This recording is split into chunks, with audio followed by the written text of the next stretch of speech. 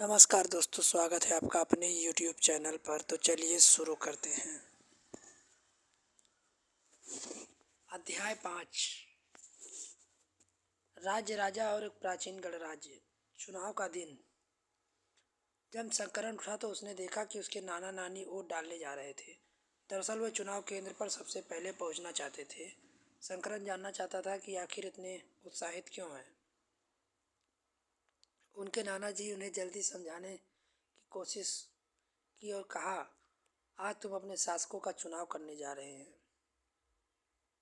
आज हम अपने शासकों का चुनाव करने जा रहे हैं। कुछ लोग शासक कैसे बने।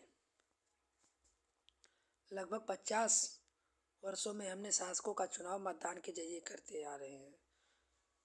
लेकिन बहुत पहले लोग शासक कैसे चुनते थे। लगभग 3000 साल पहले कुछ लोग बड़े बड़े यज्ञों अनुष्ठान कर राजा के रूप में प्रतिष्ठित हो गए। अश्वमेध यज्ञ आयोजन। इसमें घोड़े को राजा के लोगों की देखरेख स्वतंत्र विचरण के लिए छोड़ दिया जाता था। इस घोड़े को किसी दूसरे राजा ने रोका तो उसे वहां अश्वमेध यज्ञ करने वाले राजा से लड़ाई करनी होती थी। अगर उन्होंने घोड़े को जाने दिया, इसका मतलब यह है कि वह अश्वमेध यज्ञ करने वाला राजा उससे ज्यादा शक्तिशाली है। यह यज्ञ विशिष्ट पुरोहितों द्वारा संपन्न किया जाता था। इसके लिए उन्हें उपहारों से सम्मानित किया जाता था। अश्वमेध यज्ञ कराने वाले राजा बहुत शक्तिशाली माना जाता था। इन सभी योजनाओं में राजा का मुख्य स्थान होता था। वह राज सिंहासन या बाघ की खाल एक शेष आसन पर बिठाया जाता था। युद्ध क्षेत्र में राजा सारथी ही उसका सहचर होता था।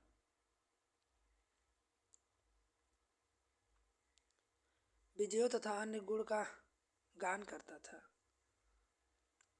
राजा के सगे संबंधी, खासकर उसकी रानी या पुत्र, छोटे छोटे अनुष्ठान करते थे आदि।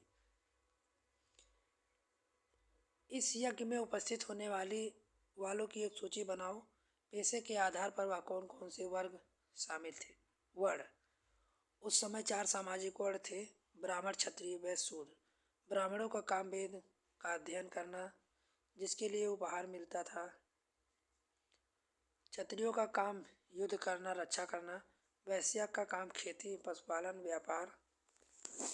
शूद्रों का काम तीनों वर्णों की सेवा करना।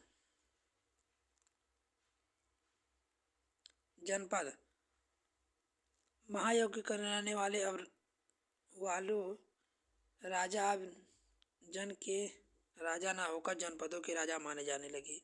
जनपद का शाब्दिक अर्थ है जन, बसने की जगह। कुछ महत्वपूर्ण जनपद मानचित्र 4 पृष्ठ 45 में दिए गए हैं। पुरातत्वविदों ने इन जनपदों की कई बस्तियों की खुदाई की।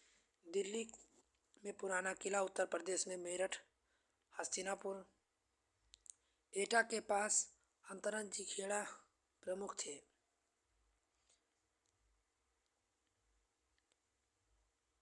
खुदाई से पता चला कि झोपड़ियों में रहने वाले मवेशी या अन्य जानवरों को पालते थे। वे चावल, गेहूं, धान, जौ, दालें, गन्ना, तिल, सरसों जैसी फसलें उगाते थे। क्या इस सूची में तुम्हें ऐसी फसलों का नाम मिला जिनका उल्लेख अध्याय 3 में नहीं है। चित्र। धूसर पात्र। इस तरह के पात्र ज्यादातर थाल या कटोरी थी मिली। पात्र बहुत पतली सतह, सुंदर और चिकनी थी। इसका प्रयोग खास मौके पर भोजन परोसने के लिए किया जाता होगा।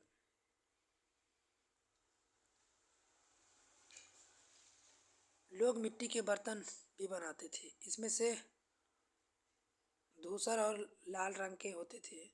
पुरा स्थलों में विशेष प्रकार के बर्तन मिले जिन्हें चित्र धूसर पत्र के रूप में जाना जाता है। बर्तनों पर चित्रकारी की गई, आमतौर पर सरल रेखा ज्यामितीय आकृति के रूप में। महाजनपद।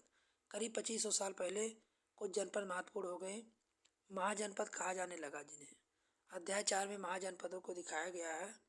अधिकतर महाजनपद एक राजधानी होती थी। राजधानियों की किलेबंदी होती थी, अर्थात चारों और लकड़ी ईंट पत्थर की ऊंची दीवार बनाई जाती थी। महत्वपूर्ण जनपद, महाजनपद और नगर।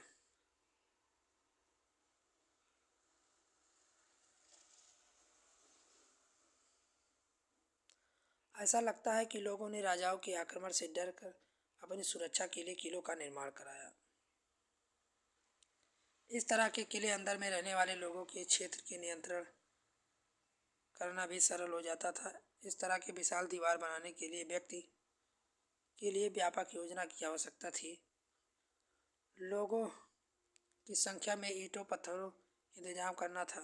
हजारों स्त्री पुरुषों बच्चों इसके लिए परिश्रम किया होगा। इसके लिए संसाधनों की आवश्यकता पड़ी होगी। कौशाम्बी किले की दीवार, यह चित्र आधुनिक उत्तर प्रदेश इलाहाबाद के पास मिली ईंट की दीवार का अवशेष। इसके एक भाग का निर्माण संभवतः 2500 साल पहले हुआ था।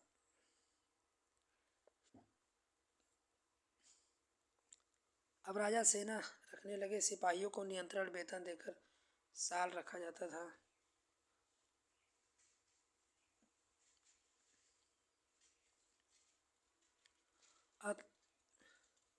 आज सिक्के पृष्ठ 77 चित्र देखो रूप में होता था। सिक्कों के बारे में तुम अध्याय 8 में पढ़ोगे। महाजनपद के राजा ऋग्वेद में उल्लेखित राजाओं से किस प्रकार भिन्न थे? दो अंतर बताओ। कर। महाजनपदों के राजा किले बनवाते थे और बड़ी सेना रखते थे, इसलिए प्रचुर संसाधनों की आवश्यकता होती थी। इसके लिए उन्हें कर्मचारियों की आवश्यकता होती थी। महाजनपद के राजा लोग समय समय पर लगाए गए उपहारों पर निर्भर न रहकर नियमित रूप से कर वसूलते थे। फसलों पर लगाए गए कर, कारीगरों पर, पशुपालकों पर, व्यापारियों पर, आखेट शिकारियों पर आदि। आखेट तथा खाद्य संग्राहक राजाओं को क्या देते होंगे? कृषि में परिवर्तन। इस युग में कृषि में क्षेत्र में दो बड़े परिवर्तन हैं। हल के फल अब लोहे के बने लगे। अब कठोर जमीन को लकड़ी की फल की तुलना में लोहे की फाल से आसानी से जोता जा सकता है। दूसरे लोग धान के पौधे का रोपण शुरू किया, अर्थात खेतों में बीज छिड़ककर धान उपजाने लगे।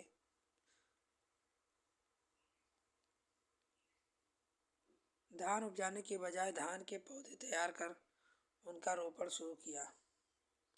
क्या तुम बता सकती हो राजा इन परिवर्तनों को प्रोत्साहन क्यों देते होंगे? सूक्ष्म निरीक्षण। मगध मानचित्र 4 पृष्ठ 45। मगध ढूंढो। लगभग 200 साल पहले भीतर मगध सबसे बहुत महत्वपूर्ण जनपद बन गया। गंगा और सोन नदी जैसे नदियाँ मगध से होकर बहती थी। यातायात, जल वितरण, जमीन को उपजाऊ बनाने महत्वपूर्ण थी। इन जंगलों में रहने वाले हथियारों को पकड़कर प्रशिक्षण कर सेना में काम लाया जाता था। जंगलों में घर, गाड़ियाँ, रथ बनाने के लिए लकड़ी मिलती थी। इसके अलावा क्षेत्रों में लोहे आयस्क के खदाने थे। मजबूत औजारों और हथियार बनाने में ये बहुत उपयोगी थे। मगध में दो बहुत शक्तिशाली शासक बिंबिसार और अजातशत्रु अन्य जनपदों को जीतने के संभव साधन अपनाते थे। महाजनपद एक महत्वपूर्ण शासक था। 2300 साल पहले की बात है। मेसिडोनिया का एक राजा सिकंदर विश्व विजय करना चाहता था। पूरी तरह सफल न होने के बावजूद मिस्र और पश्चिम एशिया में कुछ राज्यों को जीतता हुआ भारतीय उपमहाद्वीप की व्यास नदी के किनारे पहुंचा। जब उसने मगध की ओर कूच करना चाहा, सिपाहियों ने इनकार कर दिया। वह इस बात से भयभीत थे कि भारत के शासकों के पास पैदल रथ हाथियों की बहुत बड़ी सेना थी। इन सेनाओं को ऋग्वेद में उल्लेखित सेनाओं के बीच तुम्हें क्या अंतर दिखता है? वाणिज्य। जैसा कि तुमने ऊपर पढ़ा, मगध शक्तिशाली राज्य बन गया था जिसके नजदीक वाणिज्य राज था, जिसकी राजधानी वैशाली बिहार थी। यहाँ एक अलग किस्म की शासन व्यवस्था थी जिसे गढ़िया संघ कहते थे। गढ़िया संघ कई शासक होते थे। इसमें से प्रत्येक व्यक्ति राजा कहलाता था। राजा विभिन्न अनुष्ठानों को एक साथ संपन्न कराते थे। सभाओं में बैठकर बातचीत, बहस, वाद विवाद जरिए तय करते थे। किस तरह करना, शत्रुओं के आक्रमण से निपटने की मिलकर चर्चाएं करते थे। स्त्रियां, दास, कामगार इन सभाओं में हिस्सा नहीं ले सकते थे। वज्र संघ या वर्णन दीर्घ निकाय से लिया गया है। दीर्घ निकाय एक प्रसिद्ध बौद्ध ग्रंथ है जिसमें बुद्ध के कई व्याख्यान दिए गए हैं। करीब 2300 साल पहले लिखा गया था। अजातशत्रु वज्र संघ। अजातशत्रु आक्रमण करना चाहते थे। उन्होंने अपने मंत्री अस्कर को बुद्ध के पास सलाह के लिए भेजा। बुद्ध ने उससे पूछा कि क्या वाणिज्य सभाएं नियमित रूप से होती हैं, सभी सदस्यों की उपस्थिति होते हैं। उन्हें पता चला कि ऐसा होता है। उन्होंने कहा कि वाणिज्यवासी तब तक उन्नति करेंगे जब तक वे पूर्ण और नियमित सभाएं करते रहेंगे, आपस में मिलजुल कर काम करते रहेंगे, पारंपरिक नियमों का पालन करते रहेंगे, बड़ों का सम्मान, वाणिज्य महिलाओं के साथ जोर जबरदस्ती न करना, शहरों तथा गांव चैत्यों का रख रखाव, विभिन्न मातलामी संतों का सम्मान आदि। वाणिज्य संघ महाजनपद दो में से कैसे भिन्न था? कम से कम 3 अंतर बताएं।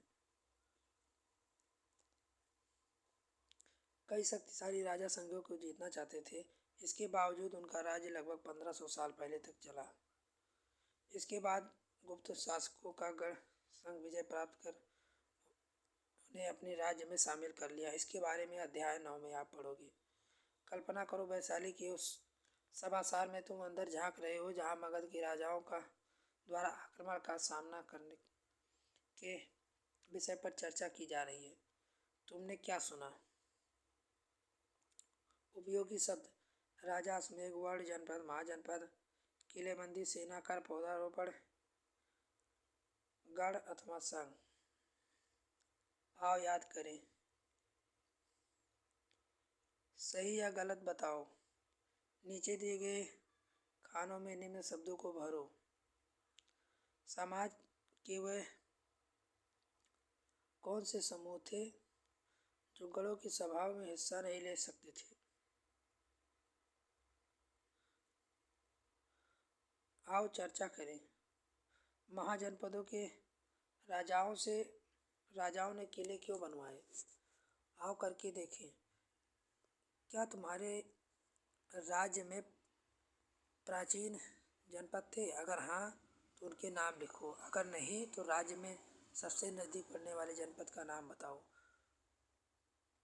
प्रश्न 3 के उत्तर: बताए गए समूह में किन पर आज मतदान का अधिकार प्राप्त है? महत्वपूर्ण तिथियां: नए शासक 3000 साल पहले, महाजनपद 3000 साल पहले, सिकंदर का आक्रमण, दीर्घ निकाय का लेखन 2300 साल पहले, गढ़ संघ राज्य का अंत 1500 साल पहले। लाइक करें, सब्सक्राइब करें हमारे यूट्यूब चैनल को और बेल आइकन दबाएं ताकि इससे रिलेटेड वीडियो आपको मिल सके सबसे पहले। तब तक के लिए जय हिंद, जय भारत।